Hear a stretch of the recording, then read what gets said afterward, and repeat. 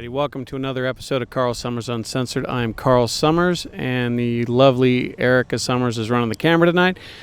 You're probably wondering why I'm standing here with a lei around my neck and out here in Ocala, downtown Ocala, for the Rodeheaver Boys Club, Boys Ranch, excuse me, car show. The money for the car show, and everybody's going to go to help the Rodeheaver Boys Ranch.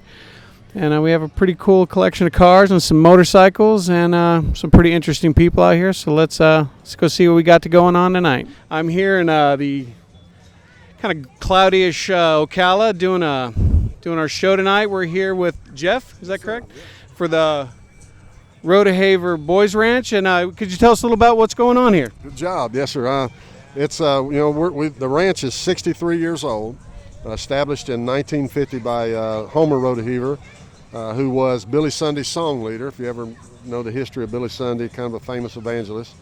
And in his latter days, he made a pretty good fortune out of compiling the old songs in the songbook. He's kind of the pioneer of the congregational songbooks, and owned a bunch of timber and down there where we are, and he carved out 790 acres before he passed away, and he said, I want to start a boys ranch.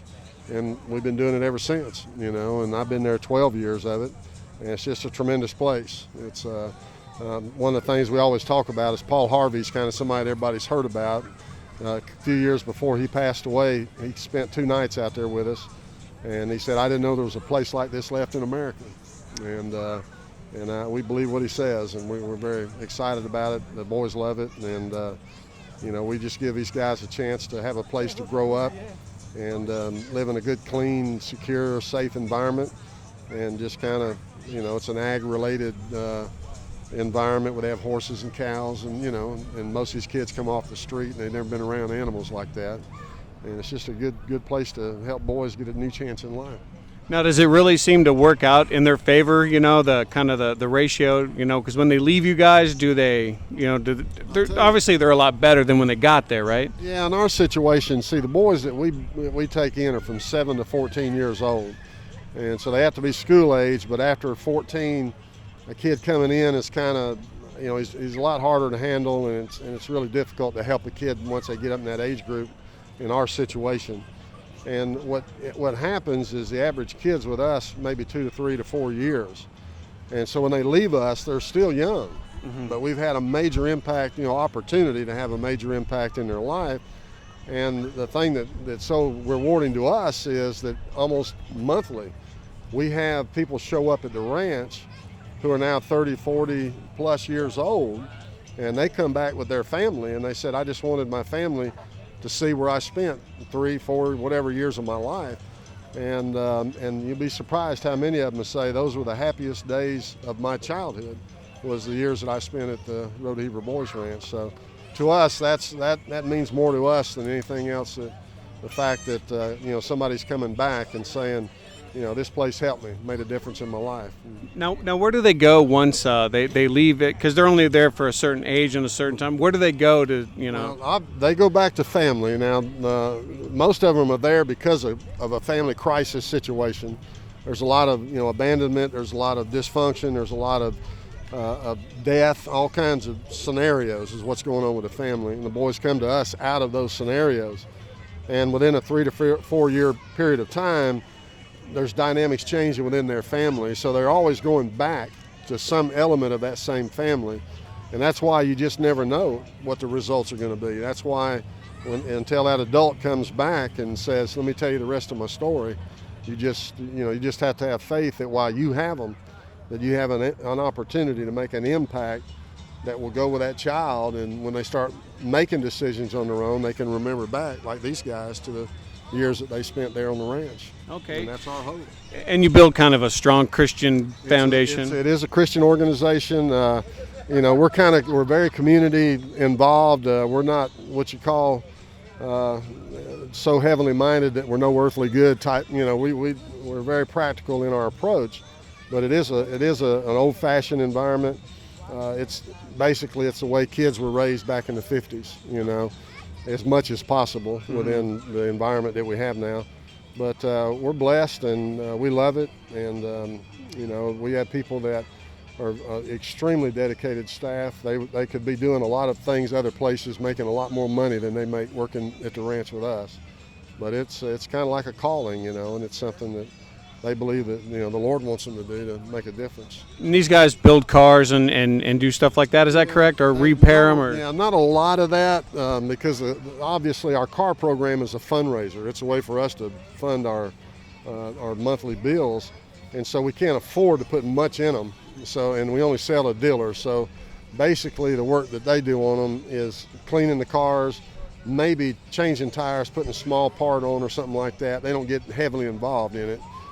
Because we just financially it wouldn't produce income that much for us, but they're involved in all kind of VOTEC opportunities, and we got woodworking guys on the ranch that are very good at woodworking, welding.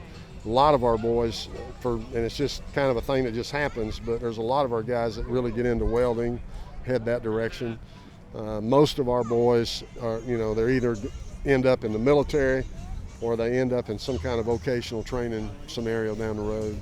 Oh, that's awesome. It's nice to see that there's actually stuff like that left, in the words of Paul Harvey, that there's still stuff left here like that, you know what I'm saying? What we tell everybody is our motto is, you know the story about Oz, and we want Oz to be Oz. We want, when somebody looks behind the curtain, we want them to see the reality of what's really happening.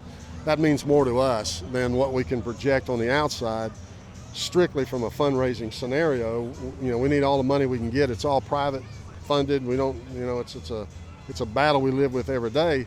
But in the midst of that battle it's a real environment. It's a place that we're not ashamed for somebody to come and check us out, see what we're doing, and spend time with our boys. Because that's why we do all these on the ranch fundraisers with the bluegrass, and because our motto, our thinking is that if we can get somebody to the ranch and see what's happening, be a part of those boys' lives, see how they interact with the staff, we've got a donor, and then they become part of the family instead of somebody's just writing a check to feel good about helping, an organization. So it's a difference. Exactly. Now, is there like a website or something that people can go to, and check out what you got going on? We do. We have our current website is rbr.org, and it's going to continue to be that. But we're like, we're 63 years old. We're being dragged into the new digital media and all that's involved with that. So we've been kicking and screaming, but we're just about there. So the website's going through a whole remake right now, and then they got all the digital advertising and all of that. But rbr.org, you can see what's going on. You can go to that site. You can give through PayPal if you want to give us some money. And, it's a real place doing real things, and we're excited about people checking us out. All right. Well, hey, everybody, check out the website. And, Jeff, thank you for your time, definitely. And good luck to you. You betcha. Not a problem. Have a good night. All righty. Welcome back to Carl Summers Uncensored. And here we got, what's your name, sir? Josh, Ross, and Fair and Tyler. All righty, and you're with the Rodeheaver Boys Ranch, is that correct? Did I pronounce it right? Yes, sir. All righty. So what's your experience out there? Is it a pretty positive place to be? It's really fun to be there, to know that we are able to have people who care about us. And because when we go home, we're like, the people can't take care of us, so they send us to the ranch, and then they take care of us like we're their family. Oh, that's pretty great. And you guys like it out there? Yes, sir.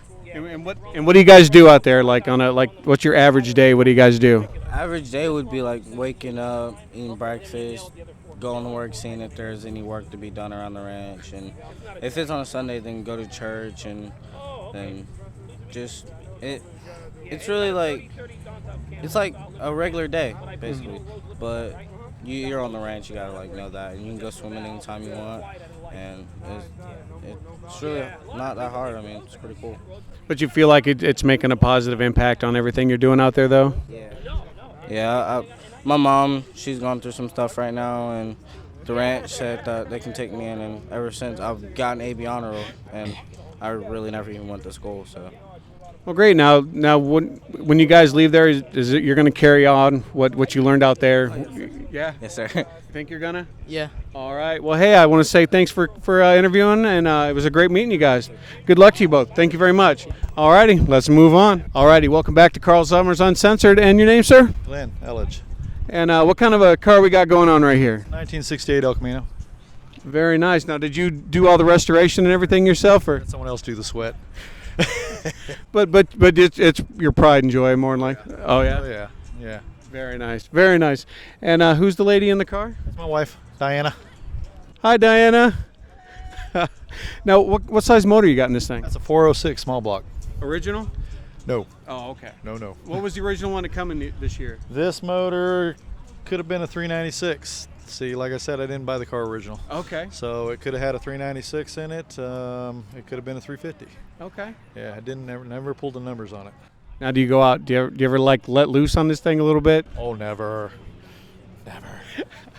Well, sir, I appreciate your time and thank you, and great job with the car. All righty, welcome back to Carl Summers Uncensored, and I have here today your name, sir, James Straughter.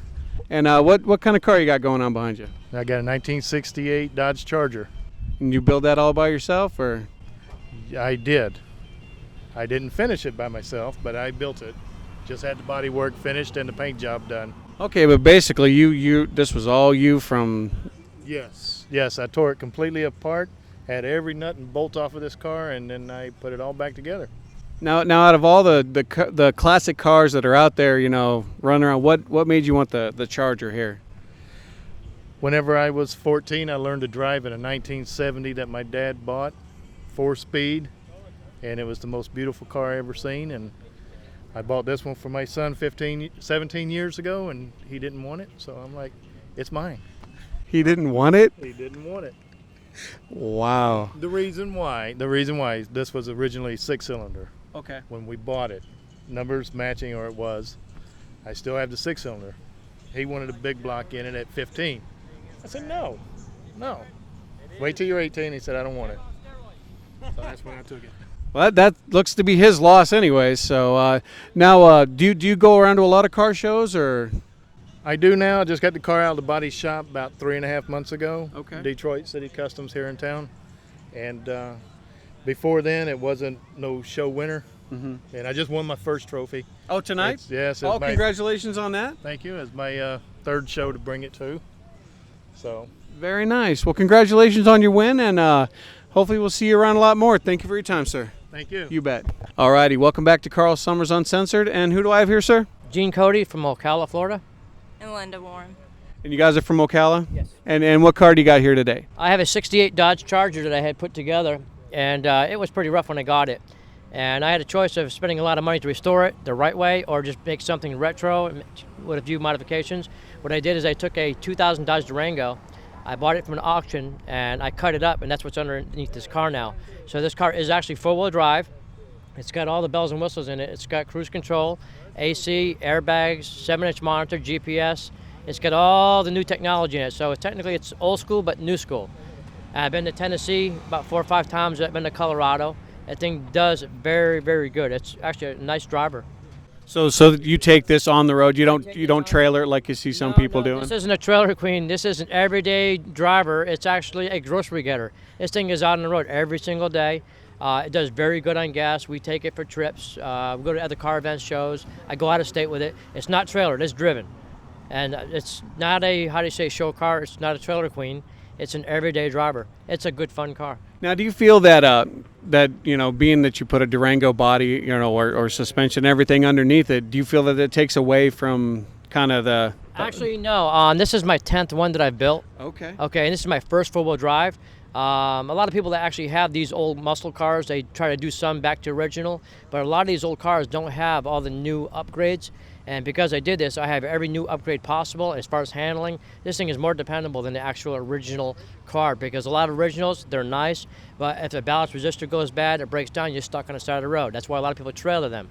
This here can be driven anywhere you want to go. When I did this build, they had 97,000 miles on the Durango. I had the Durango interior in it, and I have 120,000 miles on this now. I've been all over, everywhere with this car. It's very dependable, turnkey go. I'm not afraid to take it anywhere. Have you put it in the snow and tested the four-wheel drive on it that way? I haven't been in the snow with it yet, but we tow with this thing religiously. This thing is towing like, if not every other week, I'm towing something. Okay. This thing tows so nice, you can actually set the cruise at 70 mile an hour. It's scary because you don't even feel that the car's behind you, because the Dodge Durango came with a towing package, and this thing handles so nice, you don't even feel the load. And when I'm driving this down the interstate, I've been pulled over a few times just so the cops can take pictures of the car and what I'm towing. If I'm towing another Charger, a Charger towing a Charger, like, wow, that's pretty badass. And as far as me going to different events, I've been to Nashville, Tennessee with this, and I had the original signatures. I had the original cast sign the car. And because it's a signed car, the value on this, regardless of what I've done to this, is way up there. Oh, definitely. It's, I mean, the cast is still, that's the living cast that's still alive. I have a few more signatures to get. Boss Hog, he's gone. Uncle Jesse, he passed away. But in a couple of weeks, I'm taking another trip to Louisiana. I'm driving it. I'm not towing it there. And I want to get the remaining cast to sign it. And that'll be pretty much complete. Oh, that's very cool. It's a fun ride. It's different. I've got a lot of compliments, and there's a few critics. Oh, why'd you ruin a good car? This thing was actually junk when I got it. I mean, the car, I had no floors, no tunnel in it, no motor, no transmission. And doing what I did, I was actually able to build this car to near nothing and have nothing in it. And I have what I want, and it's very dependable. So you're kind of like trend setting and setting kind of a new path for car guys, right? And the few people that have seen this already, I had an individual a few weeks ago ask me to locate a car for him. I did that, and I'm actually building another one now, a 69. It's going to be on a 2002 Durango. Oh, very nice. There's a lot of people out there that actually see this, and they want this because they know they can drive it and go anywhere with it and not worry about breaking down. That's the upside of it. I think that's kind of the thing about a lot of these car guys. You know, they can't just drive. You know, they actually have to. Trailer there. I mean, they look nice and all, but the thing is, if something does break down mechanically, your whole trip is ruined. So technically, that's why they like to trailer it. They make it run to where they know they can just go to a certain point, go to the show, get it back home, put it in the garage, and pretty much store it. This here is not stored. This is driven daily, and I'm not afraid to take it anywhere. It was a last-minute decision. After I put this thing together, I had it together a week, and I took a trip to Colorado. I put over 4,000 miles on this thing. This thing did phenomenal. I tell you what, I wasn't afraid to drive it, and it drove good. And going to Colorado, I was actually pulled over by 2 state police. I'm like, what's the problem? Oh, no problem. We want to get pictures of your car. I'm like, okay, well, that's cool. But it's actually unique. It's a unique build. It was a fun thing to do. Now, how long have you been doing building cars and stuff? I've been doing paint and body work about 35 years, so I'm actually 50. Okay, and I've been doing this a long time. It's a hobby for me, and I do this pretty much every day, if not every other day. It's a fun thing for me, and I do real well. I take it to a couple of local events. I go out of state with it, and people actually pull me over. They're taking pictures all the time, and hey, how much would you charge me to make this build? I've had people email me and call me, asking me, do you want some of the schematics? How did you do this? I want to do this to my car to make it more dependable. Because I had my car for 15 years, and there's always something breaking. Because I'm tired of it. I still want the car, but I want to upgrade it. What can I do? And when they see this, like, I want to do the same thing. So actually, I think it's something that everybody's going to be wanting to do. I mean, there's nothing wrong with keeping the original equipment, but this thing was so far gone, and for me to even consider building it the right way, it would have been very costly. But this is my 10th one. I built 9 other Generalese already, and I'm building another one now. But this here, because it's set up with a full frame up underneath it, I can tow. I mean, it's a beautiful ride. It's very dependable. And actually, Linda, she drives this every day, goes to the grocery store, couponing, and she goes everywhere. It's a fun ride. Well, this looks great. I saw you pulling in earlier, and I was pretty impressed with it. So definitely thank you for your time, sir. I appreciate it, and we'll hit some more of these. All righty, welcome back to Carl Summers Uncensored, and right now we have Arnold Seaman. And what kind of car you got today? It's a 1923 T-Bucket. That's did you build this yourself then? Yeah, I built it all. How long did it take you to do that? 3 years. Really? Just from ground up? Yep. Now what? Apart. Now what made you get into the love of cars and stuff like that? I've always had cars, and I used to have the drag cars, and then I used to race go-karts. I was always into some kind of automotive, and a friend of mine said, "Why don't you build something?" So I got parts for this thing, and I put it all together. Now when you bought this, what kind of shape was it in? There was no shape to it. All I had was a body and a frame. Oh, now where did you find that at? Up on Long Island, New York. Okay. You get word of mouth from people that's got something, and I went and bought the frame, and then I found somebody later on that had a body, and I started going piece by piece, putting it together. Well, it's a really great looking car there. Do you drive it quite often then, or? Yeah, when I can. It's not a car. It's a around town car. You can't take it on a trip. Okay. Now, how far have you taken this car then? On a trailer? Yeah. down South Florida. Oh, okay.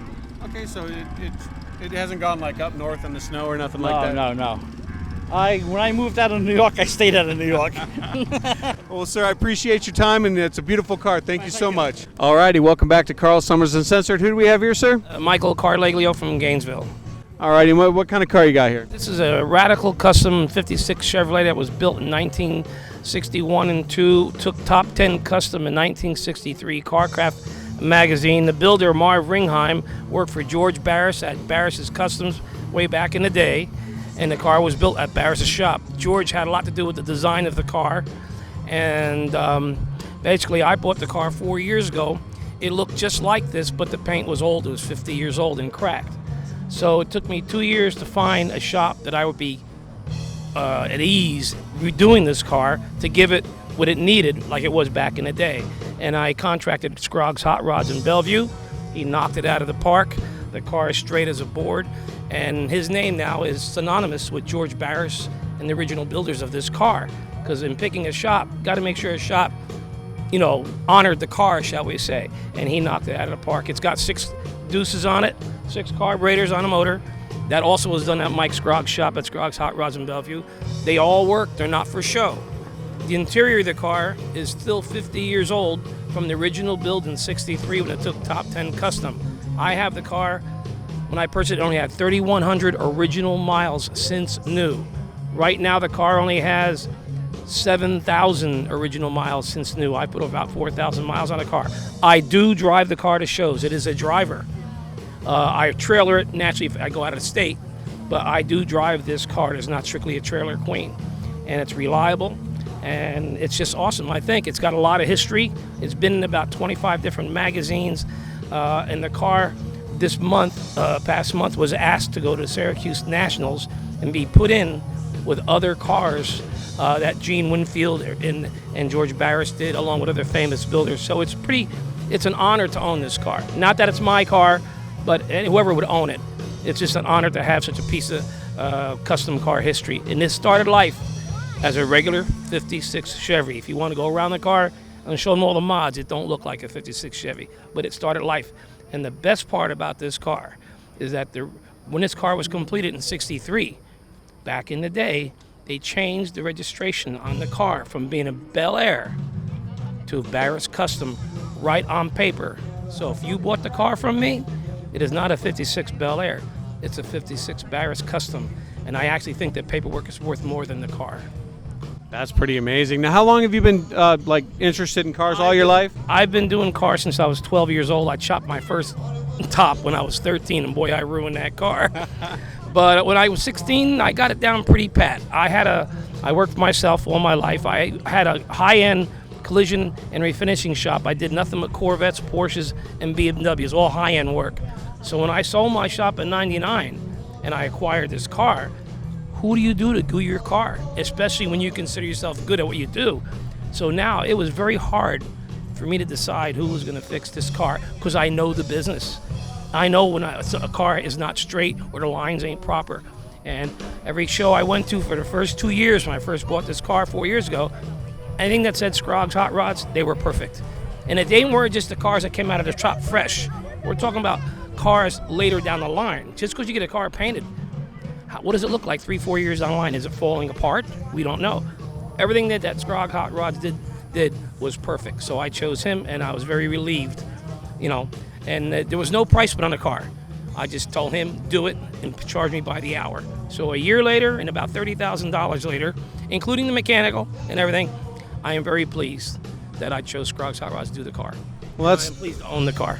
Oh, this is a beautiful car, and congratulations on your car, man. It's great. Thank you very much. I appreciate it. All righty. Hey, we're going to move on. Thank you. All righty. Welcome back to Carl Summers Uncensored. I'm here with Chloe Wilson. Teresa Dunham. And you are a model for this wonderful event that's going on? Yes, luckily Jezebel's decided to hire me and my friend Megan, and we were able to prance around in our bathing suits and hula skirts and draw people in. Is it working? I hope so. We got a lot of creepers around, but still, works out pretty good. I would come even if I wasn't doing this. I would show up just to stand behind a tree and creepo on you. You're a certified creeper. Oh, I'm not certified yet. I still got that test to take, but I'm going to creep it. You'll get there someday. lifetime achievement. And you are the owner of Jezebel's? Yes, I am. You can come in closer. Yes, I am. Yes, she is. And Dock of the Rock, is that also correct? Yeah, that one's mine too. So what made you want to do an event like this, out of all the charities and shit that you could have done? I know, it's amazing, isn't it?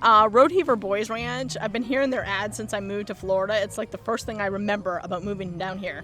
Because up north, we don't just give away cars to people. And it blows my mind that down here they do. They just give them a car to fix up and they auction it off. And I thought, well, they're taking junk cars, and they took junk cars and fixed them up. So I thought we'd put them together. So you think it's working out pretty good in your favor? Not that you really have like an agenda, do you? Or is there some sort of big plan to this, I would like to see this happen much bigger next year, maybe a 2-day event or an all-day event. But I like pretty cars. They're so pretty. Look at them. Got colors of the rainbow, Skittles. That's right. Yeah. That's sexy right there. That's sex on a stick right there. Actually, no, wheels. I should say sex on wheels. Sex on wheels. Yeah. So you're pretty happy that you were asked to do this event? Oh yeah, looking at cars, might not know a bunch about them, but there's so much history and effort that goes into these things. It's great. And then we have a great organization that we're helping too, so you can't go wrong. She's a real, what's the word, martyr? I'm no martyr. That's okay, we won't tell anybody. So now, as a lovely young lady that you are, what would cars like these, guys driving cars like these, is that more your style, or do you like guys that drive like the little sport bikes and do all that shit? To be honest, my fiance drives a 1974 Mark IV Lincoln, and I think that's absolutely sexy. So that gets you going? Oh yeah. Backseat windows up. That's awesome. Yeah. You can't go wrong with that. Now back in your day, or yesterday, were you doing dirty things? Who says I'm not still? I can only imagine. Alrighty, well, I want to thank you ladies for taking time out of your busy schedule to talk to me, and you're just lovely, and I thank you very much. We're going to roll on. Thanks for watching. Alrighty, welcome back to Carl Summers Uncensored. We have kind of some different guests at this car show. We have Bronson. Yes, sir. Correct? And you are? Emily. John. And they're walking around doing some zombie shit. What brings you out here doing zombies with the photographer and stuff? Zombie shit. There's never a bad time for a zombie apocalypse. We're slow cala. There's not much going on. We might as well all be dead. So why not, right? And it's a luau. Zombies, luau. Invasion on the streets. He's doing weird things in the background. I don't know why. Carl, help me out here. Well, I see they haven't been laid yet. So what the fuck's up? Well, I'm gonna give you my special lay. So hold on. Bam! You got laid by Carl Summers on my show. I feel like that's a pretty big deal. You should feel. I just don't give that shit up. I feel so honored to be a part of this. Well, so do you guys normally come out and do this with Bronson, or do you have to drag you out kicking and screaming? Oh, no, not at all. This is all voluntary. Personally, I've been studying theater for years, and I've been studying theater for years, and when I met Bronson, he's like, hey, do you want to do a zombie movie? I'm like, yes, please, and it's definitely fun. We have a great time. I met more friends doing this than I've had in years, and it's just all good fun, and get on the big screen. There you go. So what is your favorite zombie movie, show, anything like that? Gotta go with The Walking Dead on it. Did you know I met Norman Reedus? Really? Yeah. Oh, no, Beyond Walking Dead, Boondock Saints. Yep. Oh yeah. Oh yeah. Yeah. And I was like a fucking kid in a candy store. I come up and I got my little picture, and I'm all like, oh, looking at Eric. I'm like, oh, I got my, oh, and I get up there and he's like, hi, I'm Norman Reedus. I'm like, I have 2 dogs, and he's like, I like dogs. And I'm like, fuck yeah, we do, don't we? It was just, he is like the really coolest guy ever. The Harry Carey Saturday Night Live moment, I like dogs. Dogs are great. That's what you came with, I can imagine. Oh, it was just like, that's the first thing that came to my mind. I have dogs. He should know this. And thank you. I have dogs. It's lovely. So what's your favorite zombie one? Oh man, that's kind of hard to say. I'm a fan of The Night of the Living Dead. It's a classic. You can't really say no to that. But when it comes to more zombie comedies and stuff like that, I go for Zombieland or Shaun of the Dead. Those are my favorites. Okay. And you? Hands down. I swear to God, if you say fucking Only Another Day, I'm gonna kick you in the nuts. I would deserve a nut kicking for that. Okay, that is very arrogant. I love my movie. It's the best. No, that's not at all. Dawn of the Dead, not the classic. I'm sorry, but the remake of Romero's film. Oh, with Ving Rhames. Rhames, a big black guy in a mall. I mean, and lots of other characters. He's not the most important one, but a great film, man. And I feel like that film revamped the zombie franchise. I feel like it was epic. Dawn of the Dead, the best ever. You can watch it a million times over. Now, what do you think? I prefer. I don't know. I'm more scared that the motherfuckers can run like ninjas and shit nowadays, the zombies. But like when you watch the classic ones, you got like, they're just like, and it's like motherfuckers falling down and shit. Are you? 20 hours later. Yeah, it's like stop. It's rage zombies, not regular undead. Exactly.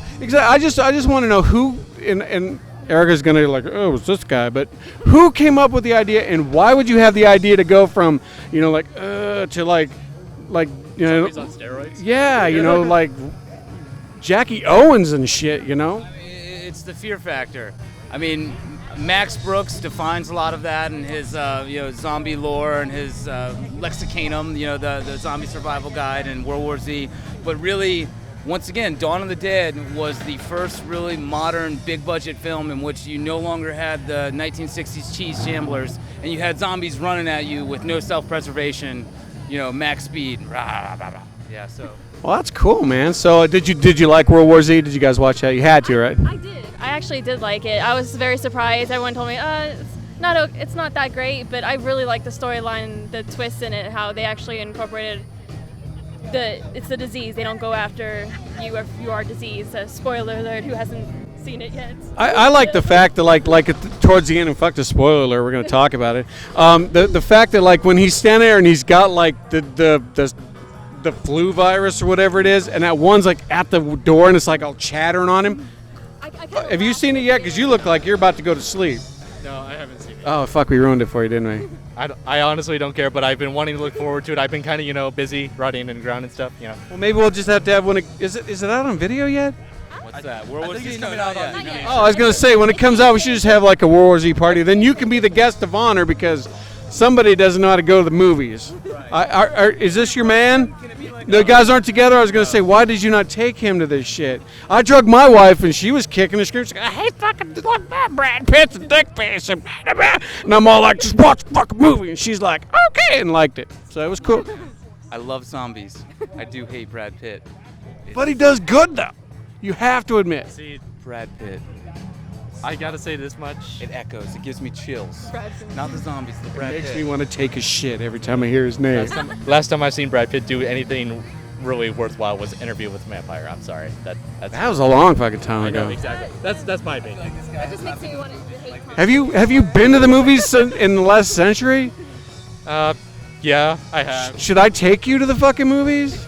If you buy me dinner and a drink, then yes, of course you can. I'll do it because you look like you need to get some new movies. Duh, I like, like Ostranoff 2 or whatever. Man in the Iron Mask. I think the last movie I saw in theater was The Hobbit when it came out last year. Really? Do you like that shit? Dude, I'm a hardcore. Are you gay? Well, I don't know. I don't know if that counts. You want to hold hands or some shit? Why not? Hey, what does a gay horse eat? Hey. All right. Well, hey, thanks for coming out, Bronson, and bringing your people, man. You want to promote anything while we're standing here? Yes, I have to give a shout out to the mistress, Kika, Mr. White, the example to live up to. If you want to do something, you want to do a film, you want to do it right. That film has really just, I get goosebumps talking about to succeed, the success of something locally executed and done on that level, and to see it spread out into the world. To not only take her passion, but take the collective passions of others and to do something great with it that enriches not only her life but theirs by making something awesome. Shout out to Mr. White for what they're doing. That is good shit. Now, have you seen that movie yet? I haven't. God damn! What the? You're talking great about it. Like, it doesn't matter, man. That's the thing. It doesn't even. It doesn't even matter. Edward Sampson, a core member of our cast. Yeah, He did a great job in the movie, by the way. Great job. He told me even for his part, even when it wasn't a big part, Edward, he's a methodical actor. He researched it and was all into it and like had to execute it perfectly. But that's the thing, though, just watching and observing the work that goes into it and talking to the creative community. I know I came back from Maine 2 days after Miss White premiered at the Marion Theater, okay. and I said, just from watching people's reactions and the energy I felt from the community, that is the best local film that has happened in this town. And I know it with my heart. I don't need to see it. I want to see it, but I know that. I know that. We did try to watch it. He didn't have AV cables. I was going to say, well, maybe you sweet talk Eric a little bit. She might hook you up. I don't know, man. But hey, I'm going to let you guys go. Get back to zombieing on motherfuckers or whatever you guys are doing. And all right, well, thanks for coming out, man. I appreciate it. Thanks for stopping by. Thank you for the Definitely good to see you. And taking you a fucking movie, so we'll hook this up somehow. All righty. We're going to move on. All righty. Welcome back to Carl Summers Uncensored. I have with me right now the lovely Michaela. Hi. And so you're pretty much the coordinator of everything. You and Boss Lady, we met earlier. No, it was all Boss Lady. It was definitely all Boss Lady. It was a little bit of the DBA as well. So we have a special thanks to Jezebel's Dock of Rock and Pin Up America and DBA and pretty much Teresa and Roger Dunham. So they're pretty much the big ones that put it all together.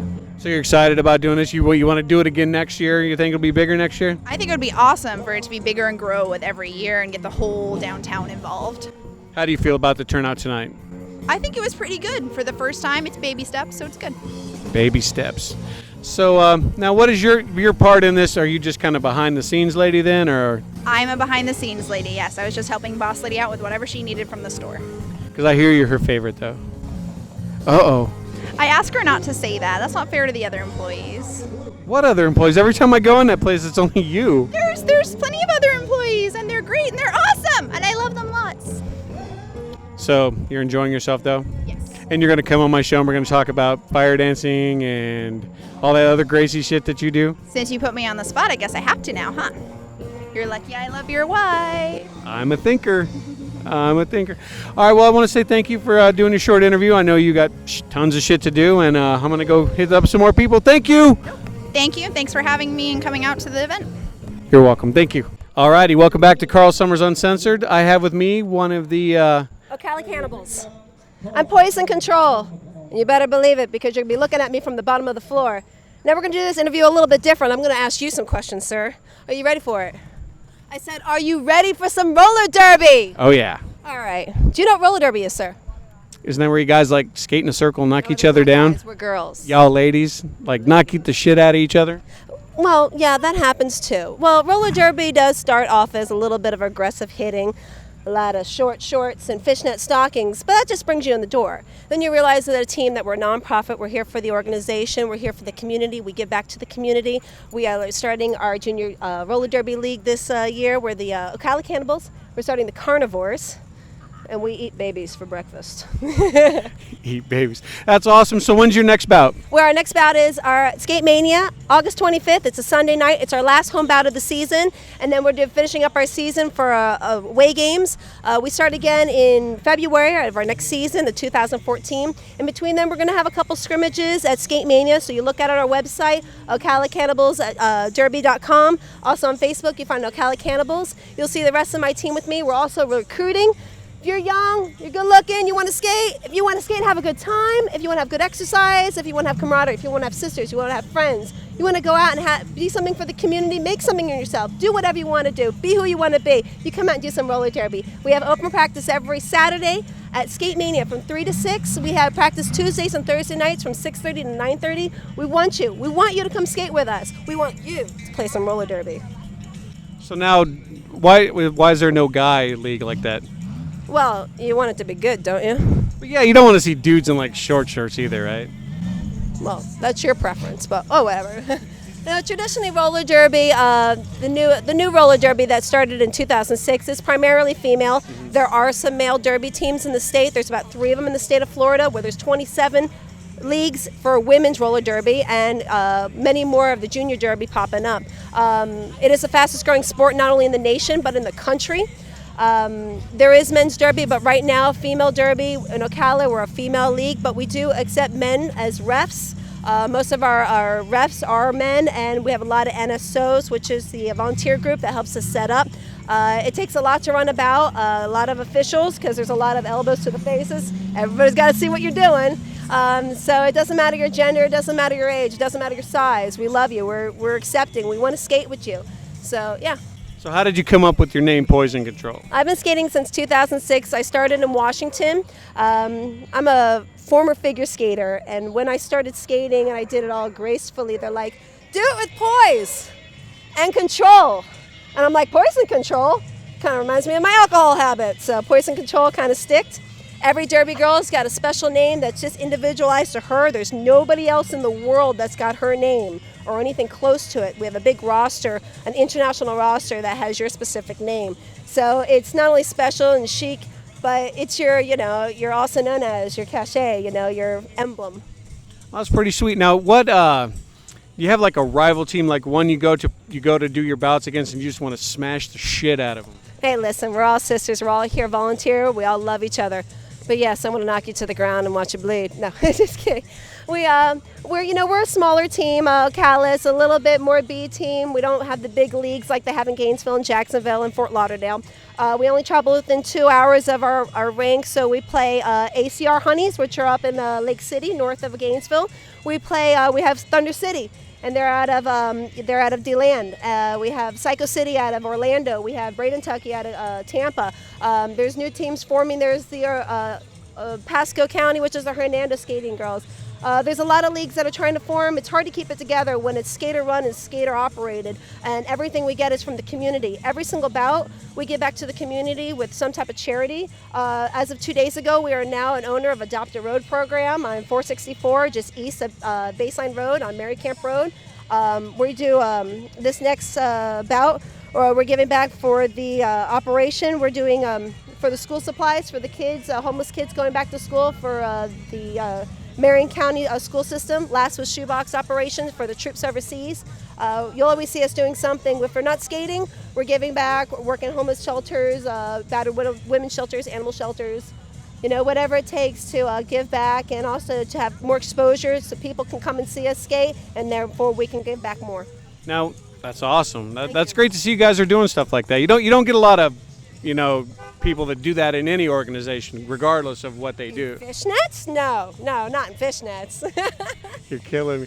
Now, who did you look up to when you first started doing your roller derby? Well, I skated with Jet City Roller Girls in Washington State. They're the younger sisters of Rat City Roller Girls. Rat City Roller Girls, they sell at the Key Arena in Seattle. Mm-hmm. So, they're a big, huge league. There's a couple masters of the sport, they're, the Michael Jordans. You have Bonnie Thunders. You have Reanimator, who was on my freshman meet with me. I'm like, oh my God, I know celebrities in Derby, Sweetheart, and so forth. Bonnie Thunders. There's a million names out there, and once you get into Derby, these people are your idols, and then you find out they're girls just like you. They're moms, they're teachers, they're housewives, or whatever they are. They drive a Prius. They're normal girls just like you. We do this volunteer. We're just normal girls. We just like to skate a lot, and we put a lot of effort into our practices. We work out hard. I break my ass so I can break your ass. That's what I'm saying. So now, roller derby isn't your full-time job? No, I have a couple jobs. And do they know that, do you dress like? I always dress conservatively. When I'm not on skates, you couldn't tell that I'm a derby girl. No, and when they do see me covered in bruises, I tell them, no, my husband does not beat me. I was hit by the screen door. It's terrible. I fell down the stairs. Again. Walked right into me. Yeah. Well, Poison Control, I want to say thank you for definitely coming out. Thank you so much. You bet. Come to see our bout. I sure will. Back to school bashing, August 25th. Skate Mania. Let's do it. If you're not there, she's going to come for you. So. Poison Control. Thank you very. Get out there 7 to 17. Do some junior roller derby. It's a good outlet for fun. You can be a part of it with us. Parents are always encouraged to be a part of the league with us. Love to see you. Go back to the community. Thank you. Can I wear fishnets? You can. Oh, sweet. I'm into that. Fuck yeah.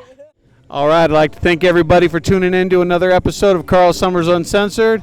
Tune in next week. You never know what's going to happen. I'm out here at the lovely Ocala Citizen Circle. Behind me, we got the Hamiltons. playing a little bit of music, and thanks for coming out. I'd like to throw a shout out to Kika Productions. Check her out at www.kikaproductions.com for all your video needs. She'll video the shit out of whatever you got. And thanks for tuning in. We'll check you next time. I'm out.